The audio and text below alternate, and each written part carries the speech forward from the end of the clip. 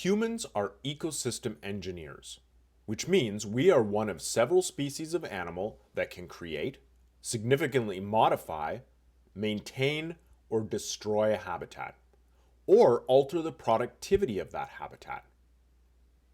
Other examples of ecosystem engineers include beavers, through building dams and creating floodplain habitat, woodpeckers, by creating cavities in trees for nesting by other species, elephants, through feeding and digging, which affects tree survival and seed dispersal, fungi, by controlling nutrient cycling, and prairie dogs, through digging tunnels, which influences soil composition and provides underground corridors for other animals to move.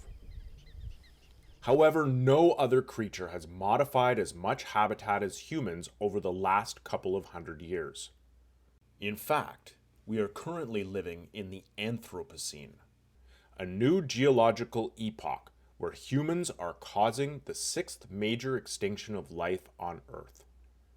Because of us, over 600 vertebrate species alone are already gone forever, and an estimated 25% of plant and animal species, about 100 million species, are now threatened with extinction.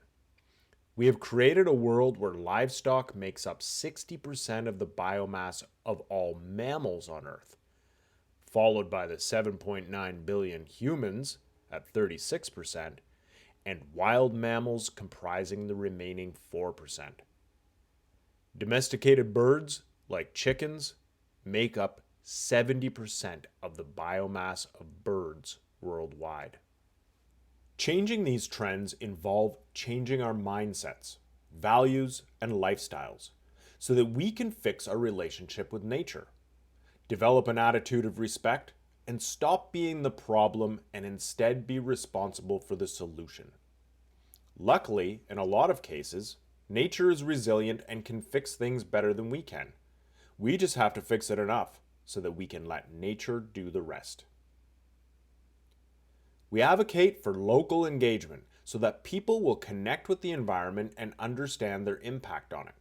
This can be accomplished many ways, and here we'll talk about some of the methods we use, including tree planting with local volunteers, community garbage cleanups, stream habitat walks with school children, outreach events in different watersheds, and helping kids raise fish to release them into local streams. It's a hot summer day, and you want to spend time outside. Do you choose to sit in the shade or the sun? Did you know that shaded surfaces can be 11 to 25 degrees Celsius cooler than those exposed to the sun? Trees are also good for our physical and mental health. They reduce respiratory symptoms and stress and improve immune function, while also decreasing anxiety and depression and increasing vigor. There's also evidence that green spaces reduce crime in a community. The benefits of trees are numerous, and trees are the best way to improve the quality of our urban environments. People enjoy looking at trees. They cool people, buildings, and streams. And trees provide ecosystem services, including carbon storage, nutrient cycling, filtering the air and the water, and providing habitat for many animals. Where does your garbage go? An estimated 3.17 million pounds of plastic end up in Lake Ontario each year. A lot of it from runoff over land and being carried down to the lake by streams, and through microplastics in wastewater, primarily from textiles. Up to 6.7 million particles of plastic are present per square kilometer of water in parts of Lake Ontario. That's about 7 plastic particles per square meter. Researchers have also found up to 100 pieces of plastic in guts of fish. Garbage cleanups help get some trash out of local waterways, but the trash still exists and must either be recycled or end up in a landfill. To prevent the trash from existing in the first place, practice the 5 R's in order of importance: refuse, reduce, reuse, repurpose, and recycle. Do you know what a healthy stream looks like? By showcasing both good and poor quality habitat, we can educate others about proper stream stewardship techniques. Believe it or not, what constitutes a healthy stream can vary from place to place. If you've ever seen West Coast streams, they have clear water and clean gravel, and that's the accepted habitat requirements for some species, such as steelhead, otherwise known as rainbow trout. However, in Ontario, our streams can have lots of fine sediment, such as sand, silt, or clay, along with gravel.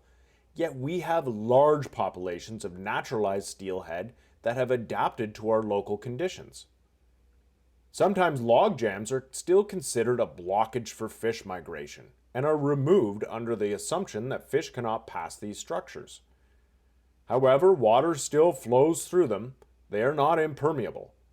And though the surface may look like densely packed branches, under the water there are gaps through which fish can swim. There's often an aesthetic preference for tidy channels as well, and so wood or overhanging vegetation is removed because it looks messy or is simply undesirable because it can catch fishing lures, without consideration for the myriad benefits terrestrial vegetation has to stream ecology. In fact, if you were to imagine an ideal stream channel, what would it look like? When stream channels are restored, often a single, neat, S-shaped meandering channel is used as the ideal channel shape. But why? This ideal meander is aesthetically pleasing, but is not necessarily the proper reference shape. Many streams have braids or multiple channels, with both straight and curved sections. While in urban environments, it may not be possible to allow stream channels to shift or erode banks if that threatens infrastructure. These are natural stream processes that provide nutrients and locations for young salmon and other species of fish to rear and live. By showing kids what more natural streams look like, we can teach them about the interplay between natural processes and human disturbance in contributing to ecological health. Have you ever stopped at a booth during an event? They're usually staffed by people like us who love chatting about what's happening in our streams in Lake Ontario. We've spent time talking to people at the Royal Ontario Museum, Field Naturalist Clubs, Highland Creek Salmon Festival, Humber by Canoe, Fishing Frenzy at the CNE, Take Pride in Earth Day, Bronte Creek Family Fun Day, Port Hope Salmon Fishing Information Day, and more. We are lucky to get to talk to people who are enjoying the outdoors, whether for walking, hiking, fishing, or canoeing. We get to share some of the amazing diversity of fishes in our streams, talk about the loss and restoration of our native Atlantic salmon, and chat with anglers about identification and proper catch and release techniques. Do you know what's in your stream? Most people do not. Because unlike birds, reptiles, amphibians, insects, and mammals, the totally underwater nature of fish makes them hard to see during the course of everyday activities. But imagine if you were lucky enough to help raise native baby fish and release them into a nearby stream. Even if you can't see them after release, you can imagine what they're doing, the challenges they face, and how we can help increase their chances of survival. That's exactly what we're doing with our classroom hatchery program. School children get to raise 100 Atlantic salmon from eyed egg to the fry stage in the classroom, and then go to a local restoration stream and release the fish. This encourages stewardship of local resources, as kids are encouraged to care about their stream with their fish in it, and think about how their activities affect the natural environment. Additionally, exposure to nature while growing up has positive effects on children's emotional, physical, and psychological development and well-being. We hope you will join us in thinking about how we all have an impact on our shared environment. How we act will determine our relationship with nature and our path forward as a society. Thanks to all our partners that are working together with our volunteers who donate their time to improve watershed health across the Lake Ontario Basin.